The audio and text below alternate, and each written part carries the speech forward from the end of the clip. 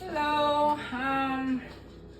Day off ko ngayon, pero ang daming trabaho kahit day off.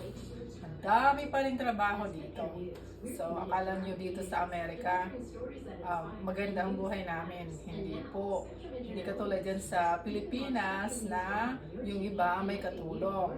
So, dito, pag day off namin, may trabaho rin.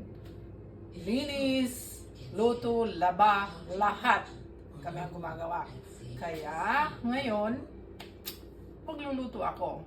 Saka maglilinis ng bahay pagkatapos magluto. Kaya, daming ang kalat dito sa bahay eh. So, yun, magluluto muna ako, tapos maglilinis, then maglalaba. Ano pa kaya? Naku, ang daming gagawin. Kaya, naku, sa dami.